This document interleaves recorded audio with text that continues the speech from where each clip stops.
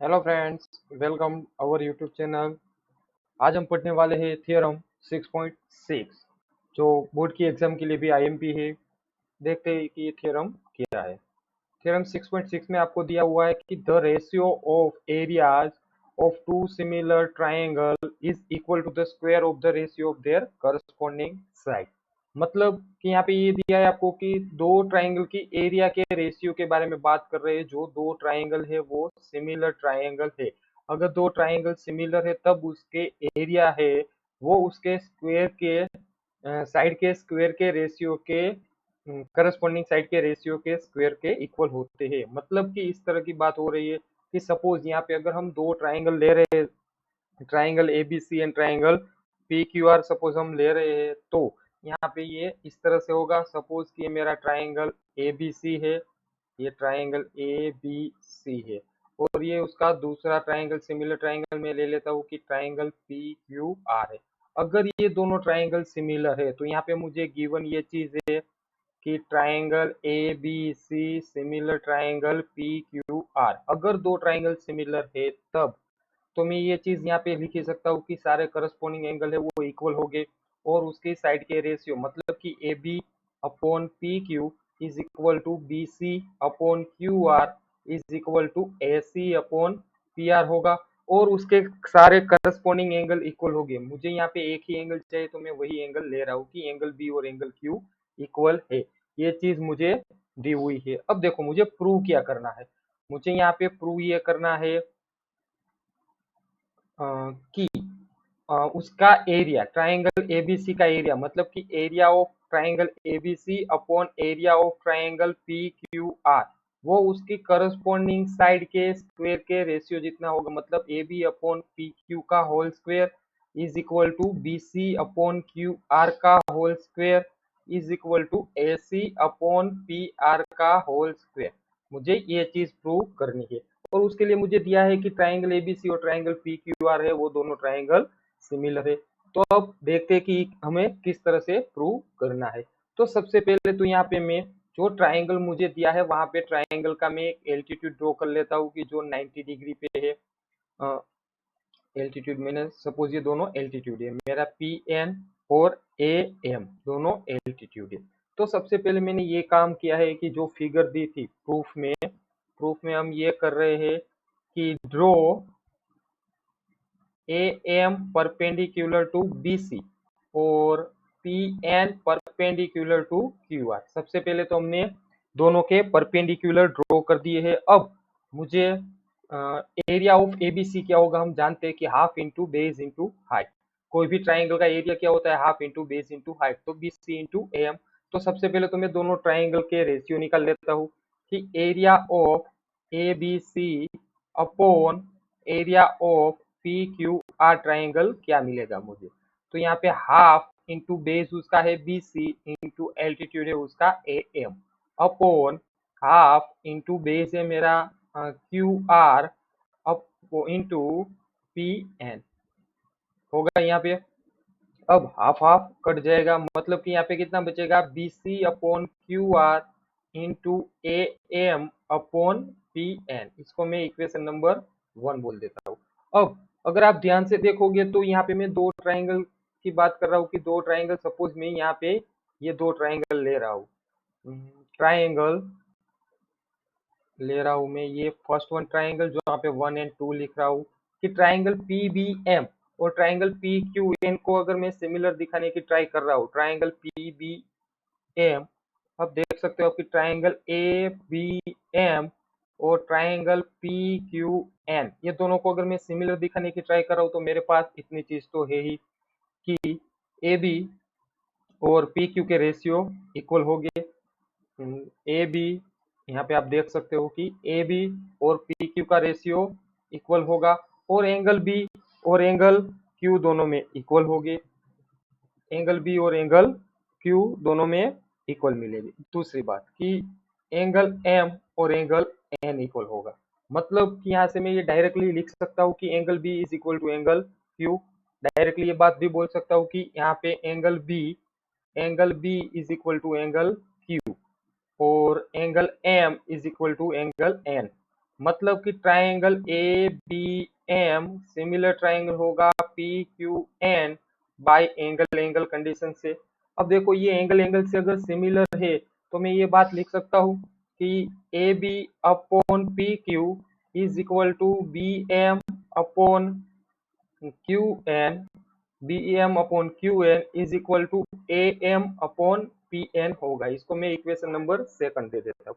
अब आप देख सकते हो कि आपका फर्स्ट इक्वेशन जो था, फर्स्ट इक्वेशन में आपको B C upon Q R आया था, तो उसकी जगह पे मैं A B upon P Q लिख सकता हूँ, क्योंकि हमें कंडीशन में दिया हुआ है यहाँ पे कि A B upon P Q is equal to B C upon Q R is equal to A C upon P R A. और A M upon P N की जगह पे, A M upon P N की जगह पे मैं यहाँ पे ये बात लिख सकता हूँ A B upon P Q. तो फ्रॉम इक्वेशन 2 में ये बात लिख सकता हूँ, from equation 2 and equation 1, equation 2 and equation 1 से area of A B C upon area of P Q R is equal to A B upon P Q, A B upon P Q, A B upon P Q लिख सकता हूँ। तो क्या होगा यहाँ पे A B upon P Q अगर हम लिखेंगे तो A B upon P Q is equal to sorry into A M upon P N, A M upon P N की जगह पे भी मैं A B upon P Q लिख सकता हूँ। मतलब क्या होगा कि A B upon P Q का होल स्क्वायर। यहाँ पे चल रहा है कि area of A B C upon area of P Q R. मतलब क्या होगा कि यहाँ पे मैं ये बात बोल सकता हूँ कि A B is equal to A B upon P Q is equal to B C, A B upon P Q is equal to B C upon Q R है मेरे पास, A B upon P Q is equal to B C upon Q R is equal to A C upon P R. तो यहाँ पे मैं कोई भी बात लिख दूँ, A B upon P Q की जगह पे मैं B C upon Q R भी लिख सकता हूँ, A C upon P R भी लिख सकता हूँ। अगर मैं इसको इसके साथ कनेक्ट कर रहा हूँ तो मैं ये बात प्रूव कर सकता हूँ, area of A B C upon area of P Q R is equal to A B upon P Q, A B upon P Q का whole square, A B upon P Q का whole square is equal to B C upon Q R का whole square is equal to A C upon P R का whole square. तो theorem 6.6 में हमें यही बात prove करनी थी कि अगर दो ट्राइंगल है, दोनों ट्राइंगल अगर सिमिलर है तो उसके दो ट्राइंगल है अगर वो सिमिलर है तो उसके एरिया का रिलेशन क्या मिलेगा हमें। तो दोनों ट्राइंगल का एरिया जो है हमारे पास, वो एरिया है वो उसकी साइड के एरिया है वो उसकी साइड के रेशियो के स्क्वायर जितना मिलेगा। ओके, उसके बाद हम देखते हैं कि एग्जांपल 9, तो एग्जांपल 9 में हमें कौन सा डेटा दिया हुआ है। एग्जांपल 9 में हमें दिया हुआ है कि ट्राइंगल, आप देख सकते हो आपकी स्क्रीन पे आ ही गया है कि in figure 6.43 the line segment X Y is parallel to side A C of triangle A B C and it's divides the triangle into two equal parts area, find the ratio of A x upon A B. आपको ये बोला है कि A x upon A B का ratio क्या आपको मिलेगा, A x upon A B का रेशियो आपको निकालना है। तो A x upon A B के रेशियो निकलने के लिए आपको बात ये दी हुई है कि the line segment X Y is parallel to A C, मतलब कि एक्स वाई वाली लाइन है वो ए सी को पैरेलल है। एंड ये 1 एंड 2 जहाँ पे फिगर में मैं लिख रहा हूँ वो दोनों ट्राइंगल का एरिया है वो आपको इक्वल दिया हुआ है। तब आपको बताना है कि फाइंड ये करना है कि A x upon A B क्या होगा।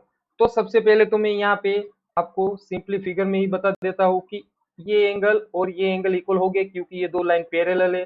तो फर्स्ट चीज हम लिख देते हैं कि एक्स वाई पैरेलल हमें ए सी दिया हुआ है, मतलब कि angle B X Y is equal to angle A होगा और angle B Y X is equal to angle C होगा।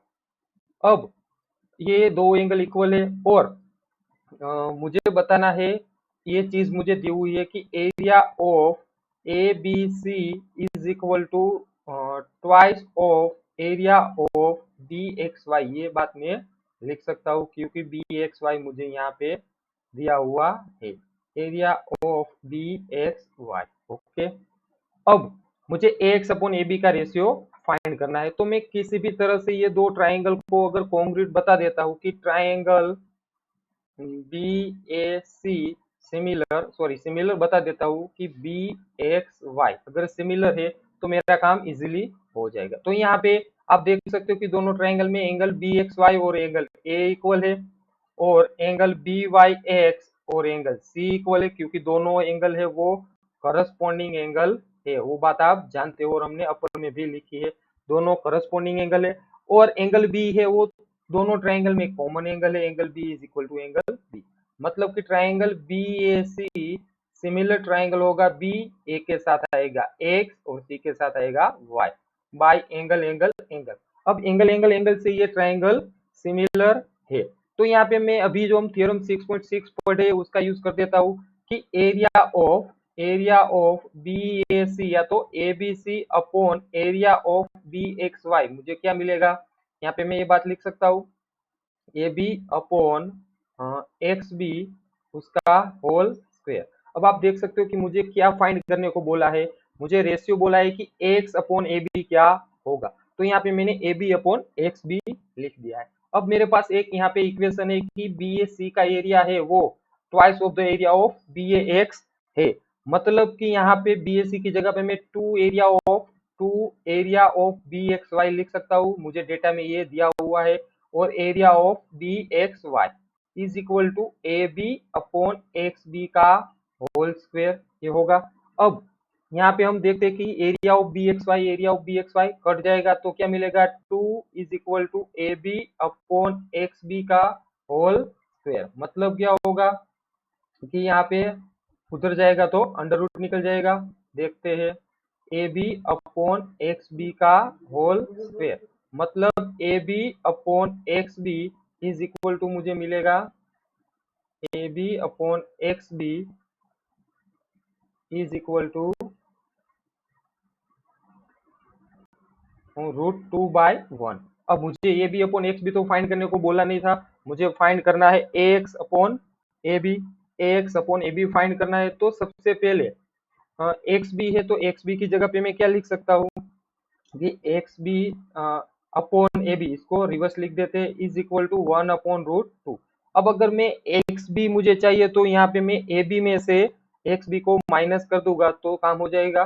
तो मैं दोनों साइड से इक्वल वन में से माइनस कर रहा हूँ, क्योंकि यूक्लिड बाई की फॉर्मूला का हम अगर यूज करते हैं तो इक्वल में से हम इक्वल चीज माइनस कर सकते हैं दोनों साइड अगर है तो यहाँ पे क्या मिलेगा, x B upon A B is equal to 1 - 1/√2। मतलब कि A B minus x B अगर एलसीएम लेते हैं तो A B minus x B upon A B is equal to √2 - 1/√2।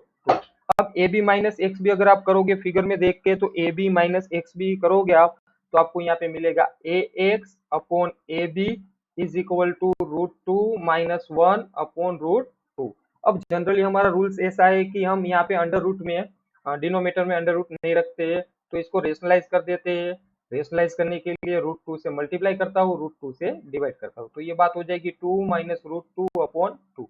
तो आपका ए एक्स अपॉन ए बी आपको मिलेगा 2 माइनस √2 उसके बाद हम देखते हैं कि हमारी एक्सरसाइज 6.4 के फर्स्ट सम में हमें दिया हुआ है कि let triangle ABC and DEF triangle ABC and triangle DEF हमें दिया हुआ है।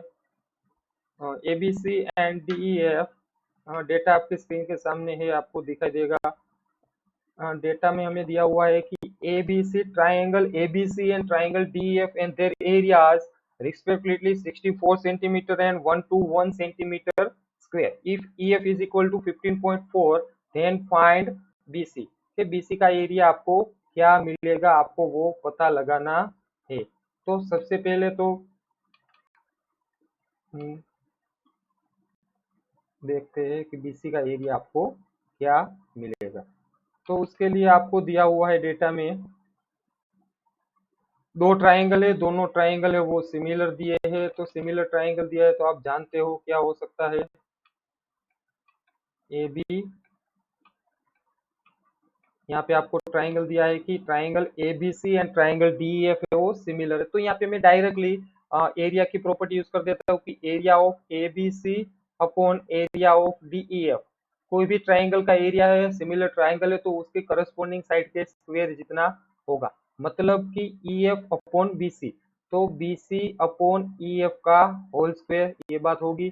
तो यहाँ पे एरिया ऑफ एबीसी मुझे दिया हुआ है 64 एंड एरिया ऑफ डीएफ मुझे दिया है 121। तो 64 upon 121 is equal to BC square upon EF मुझे दिया है 15.4 का होल स्क्वायर।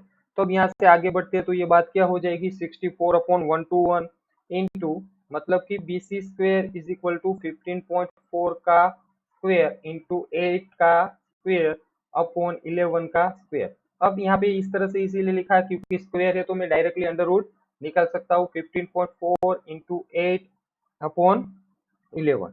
तो इसका आंसर आपको मिलेगा 11.2 के करीब, मतलब कि इसका आंसर है आपका 11.2 सेंटीमीटर। बीसी का डायमेंशन आपका होगा 11.2 सेंटीमीटर। इसी तरह से बस आपको इस एक्सरसाइज में, पूरी एक्सरसाइज में आपको यही यूज करना है कि थियरम 6.6 दिया है तो इसका यूज किस तरह से हम कर सकते हैं। देखते हैं सेकंड वन हमें क्या दिया हुआ है। सेकंड वन में दिया हुआ है हमें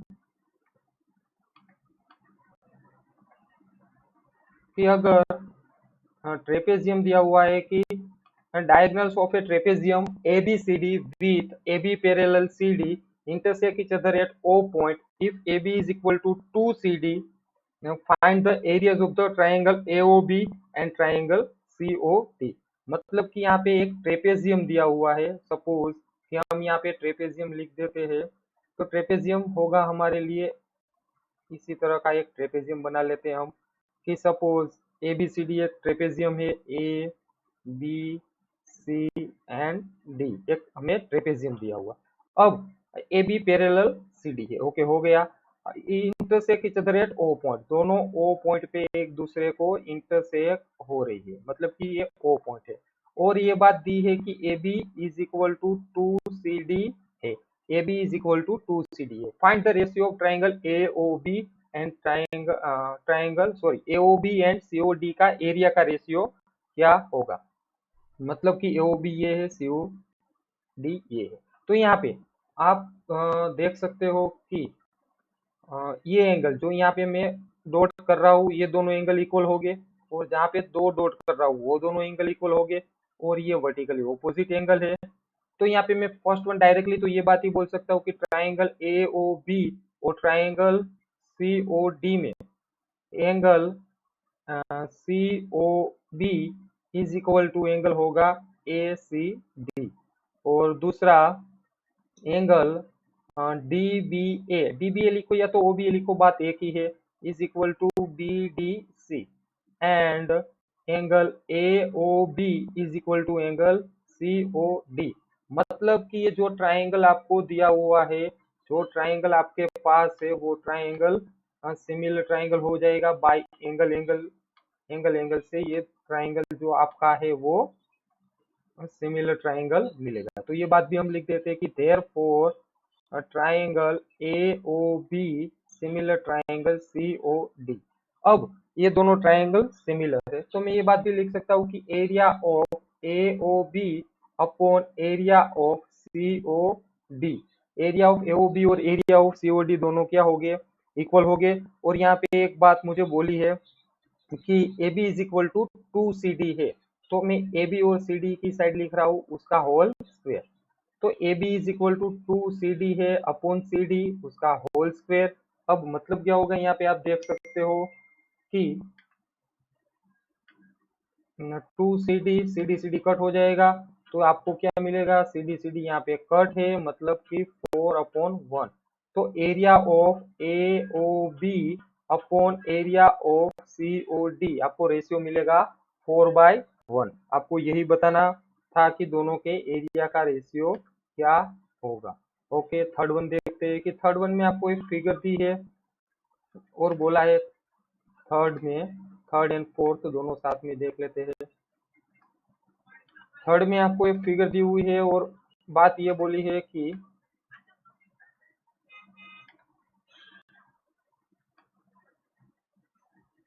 देख लेते हैं कि आपको बोला है कि in figure A B C and D B C are two triangle on the same base B C if A D intersect B C at O so that area of A B C upon area of D B C is equal to A O upon D O. आपको A O upon D ओ बताना है। तो first one जो आपको दिया है triangle वो ही ले लेते कि area of A B C, मतलब कि ये वाला ट्राइंगल वन लिख रहा हूँ वो ट्राइंगल, और दूसरा ट्राइंगल दिया है डी बी सी, मतलब कि ये वाला ट्राइंगल। अब आपको तो यहाँ से बताना है ए ओ अपॉन ओ डी। अब देखो अगर आप ये दोनों ट्राइंगल को कॉन्ग्रुएंट बता दो, सिमिलर बता दोगे, फिर भी आप नहीं लिख सकते ओ अपॉन ओ डी। तो इसको सोल्व किस तरह से करना है देखते हैं कि आपको दिया हुआ है फर्स्ट वन तो एक ट्रेपेजियम टाइप का, तो हम ट्रेपेजियम ड्रॉ कर देते हैं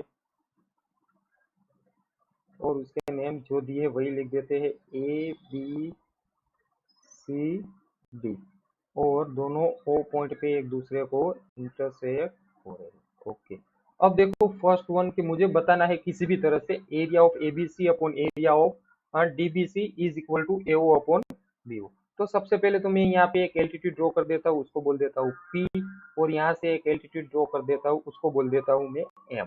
अब एल्टीट्यूड है तो आप जानते हो कि 90 डिग्री पे ही होगी। तो अब फर्स्ट वन हम दो ट्राइंगल ले रहे हैं, यहाँ से हमें ये पता चल जाएगा कि एरिया क्या होगा। एबीसी का अगर एरिया की बात कर रहा हूँ तो half B C into A P हो जाएगा।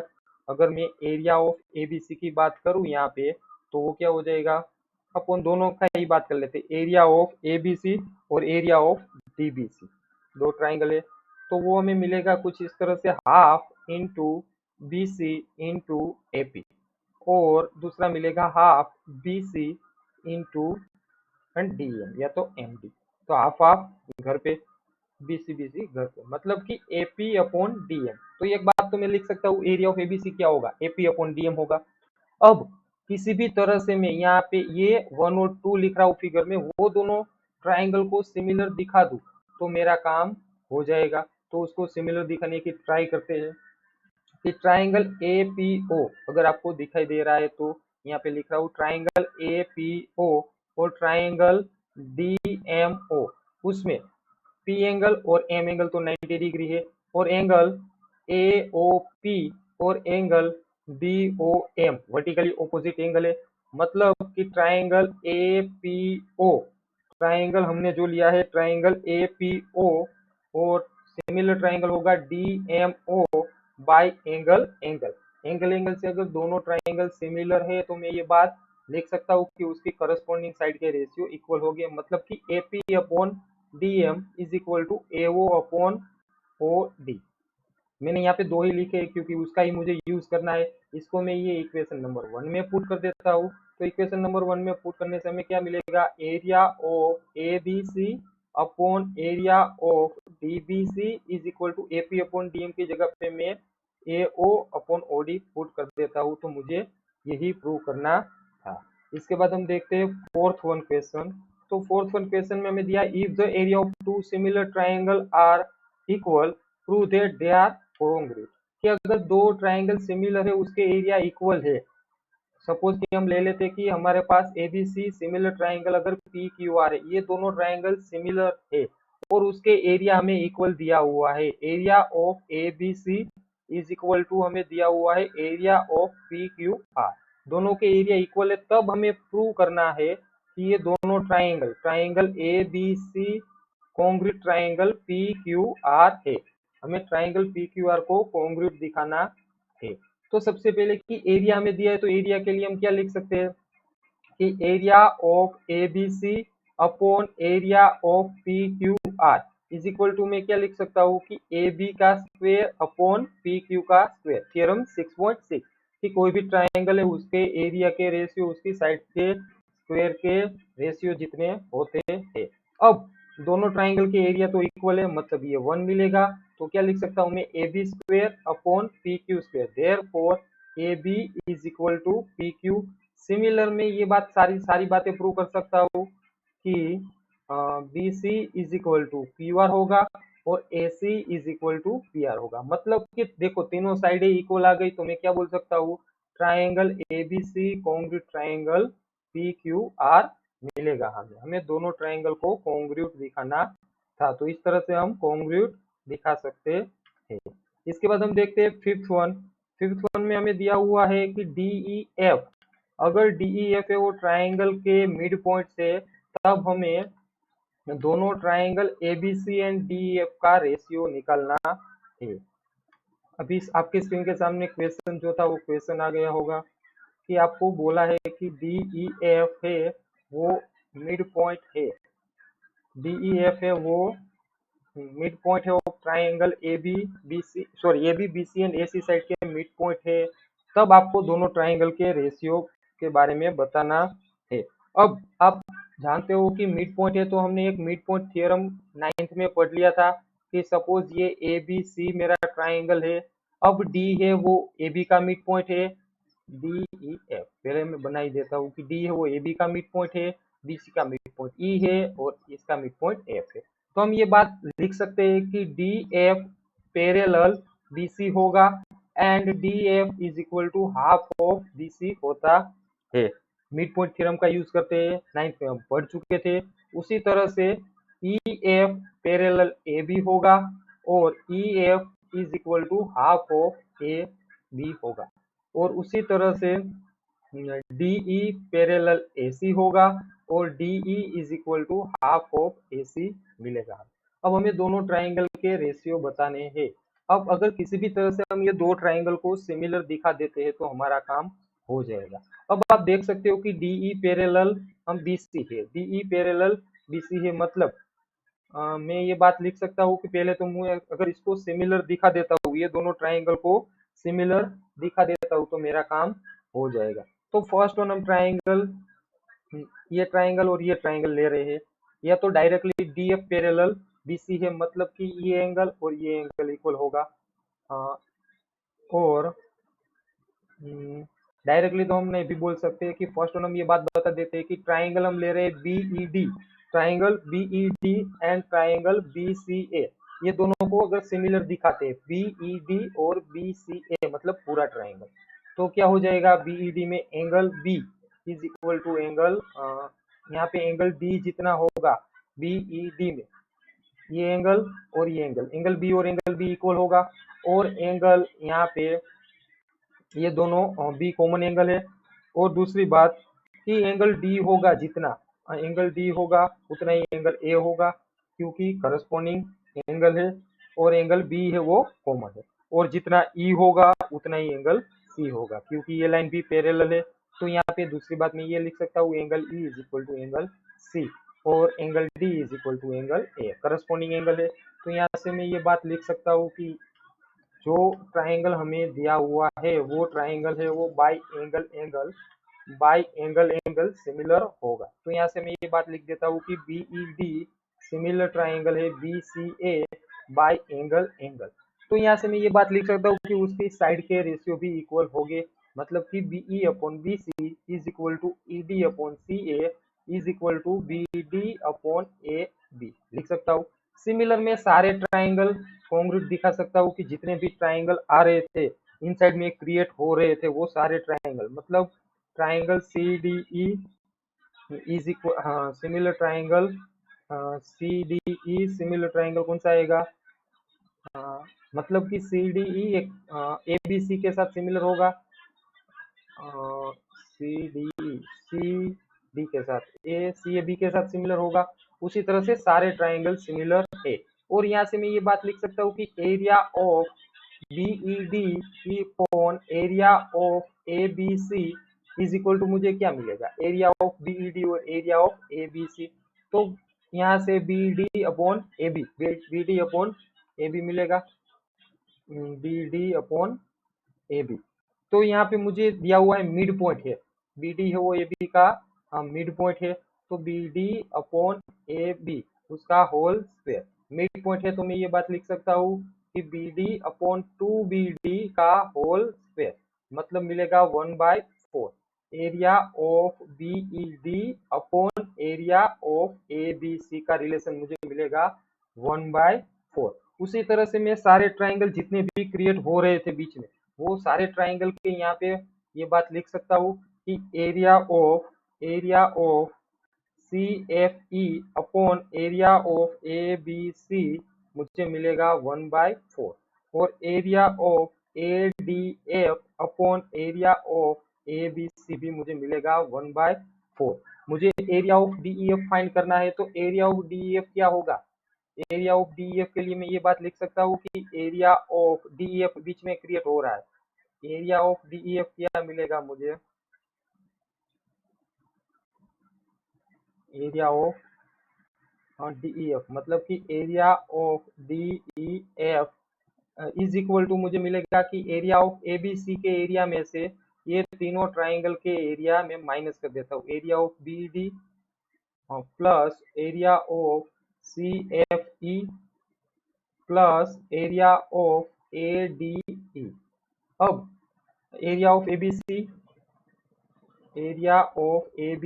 माइनस एरिया ऑफ BD की जगह पे मैं क्या लिख सकता हूँ? 1/4 एरिया ऑफ ABC, यहाँ पे भी plus 1/4 area of ABC plus 1/4 area of ABC। तो ये बात यहाँ पे हम लिख सकते हैं, तो यहाँ पे हम लिख देते हैं। तो अब देख सकते हो कि आप 1/4 प्लस 1/4 प्लस 1/4 मतलब 3/4 एरिया ऑफ ABC। यहाँ पे अगर हम इसको सोल्व करेंगे तो area of ABC minus 3/4 area of ABC मिलेगा। 1 माइनस 3/4 मतलब 1/4 एरिया ऑफ ABC। तो एरिया ऑफ DEF भी हमें यही मिलेगा, 1/4 एरिया ऑफ ABC। अगर नाइन्थ का थ्योरम आप ये जानते हो कि कोई भी ट्राइंगल के इनसाइड में मिड पॉइंट को ज्वाइन करके ट्राइंगल क्रिएट हो रहा है, तो हम ये बात जानते हैं कि एरिया ऑफ ABC क्या होगा हमारा? 1/4 एरिया ऑफ ABC। अब दोनों का हमें रेशियो निकलना है, तो एरिया ऑफ DEF हमें क्या मिलेगा? Area of DEF upon area of ABC is equal to 1/4 DE upon, हम लिख सकते हैं कि DE अपॉन ABC मतलब 1/4। दोनों का रिलेशन हमें ये मिलेगा कि area of DEF is equal to area of ABC। तो हमें यही रिलेशन निकलना था कि रिलेशन हमें क्या मिलता है। ओके, इसके बाद हम देखते हैं क्वेश्चन नंबर 5। तो क्वेश्चन नंबर 5 में हमें दिया हुआ है, क्वेश्चन नंबर 5 हमें दिया हुआ है, देख लेते हैं। क्वेश्चन नंबर 5 और 6 क्वेश्चन दिया है कि prove that the ratio of two similar triangle is equal to the square ratio of their medians. कि आपको दो सिमिलर ट्राइंगल दिए हुए हैं, दो सिमिलर ट्राइंगल यहाँ पे आपको दिए हुए हैं, वो देख लेते हैं आपकी स्क्रीन पे पहले कि प्रूव दैट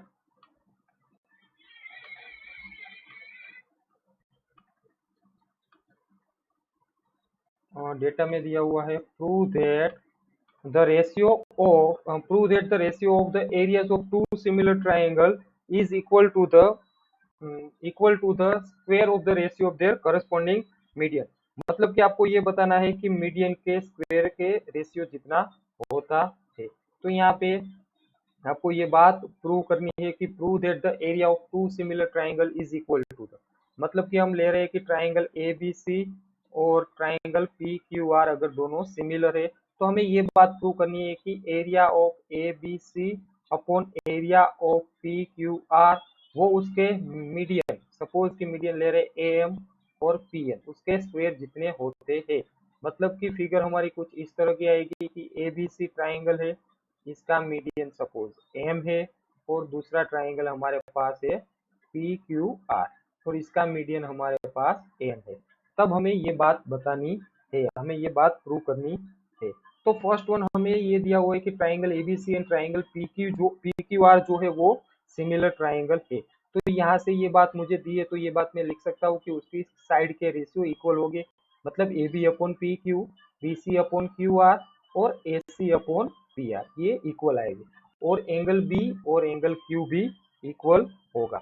अब देखो यहाँ पे मुझे दिया है कि ये मीडियन है, मुझे बोला है कि ये मीडियन है, तो मीडियन है तो ये मिड पॉइंट होगा, मतलब कि मैं ये बात भी लिख सकता हूँ B C is equal to twice of B M is equal to twice of C M, और Q R is equal to twice of Q N is equal to twice of N R. ये बात हम लिख सकते हैं कि दोनों के ट्वाइस जितना होगा और करस्पॉन्डिंग एंगल भी इक्वल होंगे। अब यहाँ से आगे बढ़ते हैं तो सबसे पहले हम ट्राइंगल ले रहे हैं कि triangle A B D, A B triangle हम ले रहे हैं, ट्राइंगल ए बी एम और ट्राइंगल पी क्यू एन। अगर ये दोनों ट्राइंगल सिमिलर है तो हमारा काम हो जाएगा।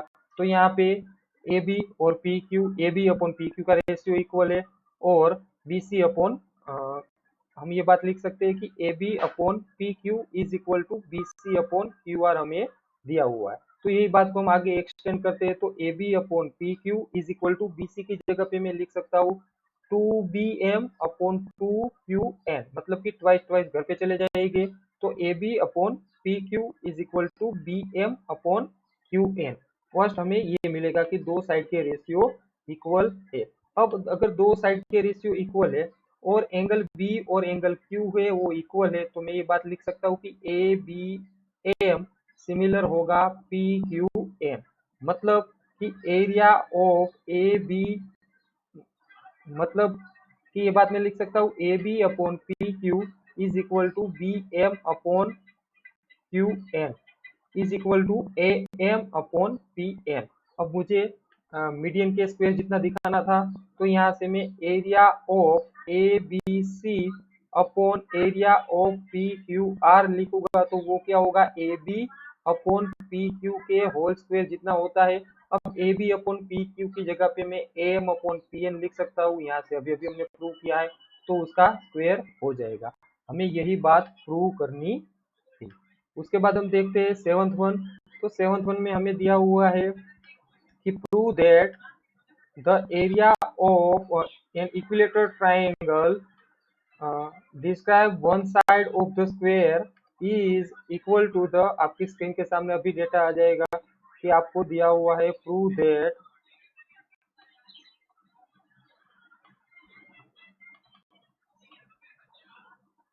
आपको दिया हुआ है prove that the equilateral triangle, prove that the area of an equilateral triangle describe on one side of a square is equal to the half the area of the equilateral triangle describe on the its diagonal। मतलब कि आपको कुछ बात इस तरह से दी हुई है कि एक आपके पास स्क्वायर है, सपोज कि यहाँ पे मैं एक स्क्वायर बना रहा हूँ और ये एबीसीडी एक स्क्वायर है, मान लीजिए कि एबीसीडी स्क्वायर। अब एक इक्विलेटरल ट्राइंगल है वो स्क्वायर की साइड पे है, तो ये उसकी साइड होगी, और सपोज कि ये A B C D E point है और एक इक्विलेटरल ट्राइंगल है वो उसके डायगोनल पे है, कहीं ना कहीं डायगोनल पे है। ओके,